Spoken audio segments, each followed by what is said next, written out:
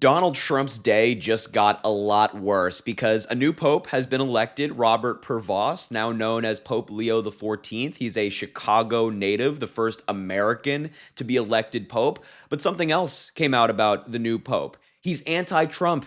He's anti-JD Vance. He's anti-MAGA. What you're seeing on your screen right now is the Pope's Twitter account, where he reposts things, occasionally posts things and things like that. But we have gone through his Twitter account. Journalists and people across the United States have gone through this account and found many different anti-Trump and anti-JD Vance posts. So let's dive right in. I want to show you a number of examples of these to really reinforce this point that this guy is not MAGA. He's not interested in the policies that Donald Trump and JD Vance have been pushing. Let's dive right in here. First and foremost, his most recent repost is of somebody criticizing Donald Trump and JD Vance's treatment of Kilargo Garcia. When Donald Trump and Bukele were in the Oval Office laughing about Kilargo Garcia being unjustly detained in El Salvador in an El Salvador torture prison with no due process. This post says, quote, "Do you not see the suffering? Is your conscience not disturbed? How can you stay quiet?" And as you can see at the top, it says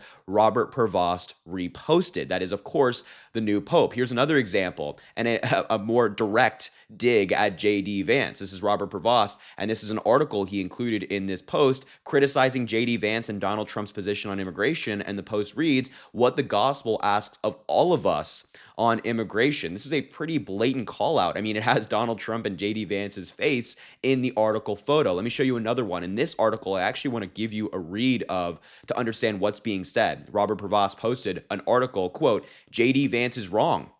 Jesus doesn't ask us to rank our love for others." And this article is very critical of JD Vance. I did a read of it before this video, and here it is. JD Vance is wrong. Obviously, that's the headline.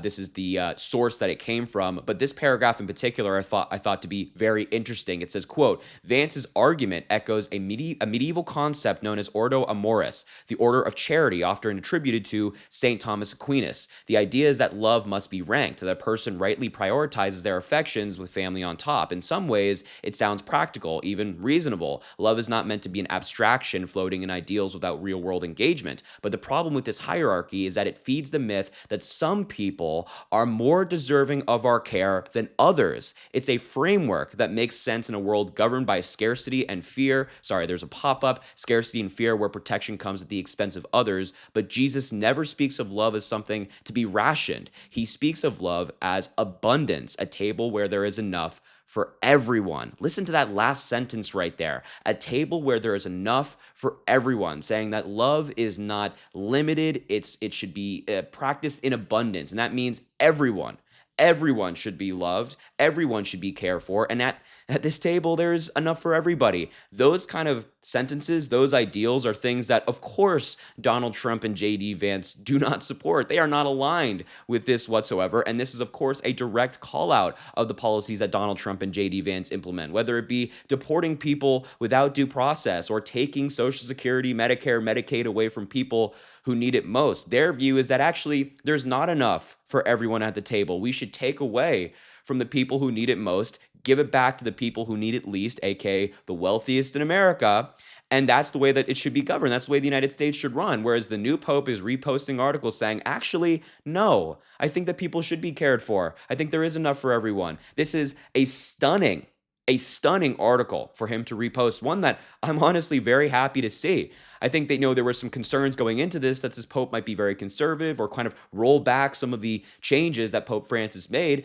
But so far, I'm liking what I'm seeing. Another example I want to show you. Back in 2017, the new Pope Robert Pvost retweeted Democratic Senator Chris Murphy from Connecticut. At this time, Chris Murphy was slamming the cowardice of his Republican colleagues for not wanting to make changes on gun control, not wanting to implement any new regulations. And so Chris Murphy said to my colleagues, "Your cowardice to act cannot be whitewashed by thoughts and prayers. None of this ends unless we do something to stop it."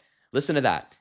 "To my colleagues, your cowardice to act cannot be whitewashed by thoughts and prayers. None of this ends unless we do something to stop it." A very strong statement, and a statement that the new pope endorsed, that the cowardice of these people in Congress to not do anything as we watch this issue plague the United States is remarkable. It's a remarkable display of cowardice. Chris Murphy called it out, and I think the Pope clearly agrees with the call out saying this needs to change. Something near here needs to change. And as we're seeing, I think throughout this video and as people are discovering, this Pope aligns more with someone like Joe Biden or Kamala Harris far more than he does with Donald Trump. And I like this tweet from Aaron Melnik. He is a journalist. He focuses on immigration in particular, and it kind of gives us a summary of what we've seen on the Pope's Twitter account. He says, quote, "The new Pope didn't post once in 2024, but in 2025, with Donald Trump being inaugurated, he's posted 5 times. That includes criticizing JD Vance's take on Jesus, posted an article critiquing Vance's statement on deportation policies, retweeted the Pope's health twice, and retweeted a criticism of Trump and Bukele's laughter at Abrego Garcia." So this is a Twitter account, a cardinal who was relatively inactive on social media during the Biden years. But as soon as Donald Trump gets into office, he's inaugurated in 2025, he's using his voice, even if it was in a small capacity then, obviously a much larger capacity now as Pope. But he was using his voice to say, hey, this is not right. This is not in line with the teachings of the church that we belong to. This is not in line with the morality that I hold.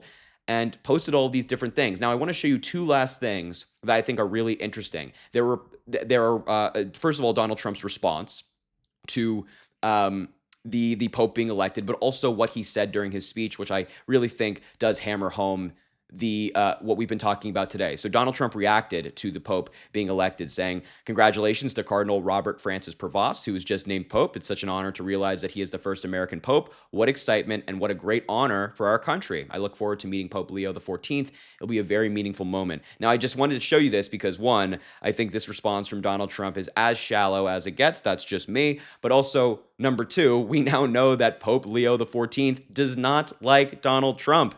So I actually do look forward to a meeting between the new Pope and Donald Trump. I'm eager to see how that goes. I'm eager to see how that goes down and plays out. But this is Donald Trump reacting.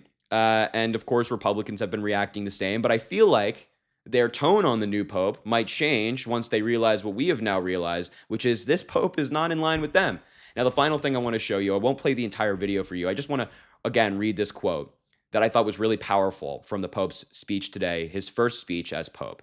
He said, "God loves us. God loves everyone." Now, I am not a religious man. I haven't been for a while. But I think that statement right there is not only encouraging for me to see, but also, representative of the beliefs he's hold, representative of beliefs that Donald Trump and JD Vance do not hold. They don't think that God loves everyone. They don't think that God loves all people. They think that God loves some and that the religion pertains to some. But the Pope is saying, not now, not in my church, which I think is amazing. So look, I just wanted to show you this. I'm so glad that the new Pope is anti-Trump, and I'm sure that you will be glad as well to see it. Anyway, I will leave the video there. Thank you so much for watching, and make sure to subscribe down below. It goes an incredibly long way. I really appreciate it. Also, drop a like on the video, comment, let me know what you think about all of this. And as I always say, I greatly appreciate you. I hope you have an amazing rest of your day, and we will talk soon.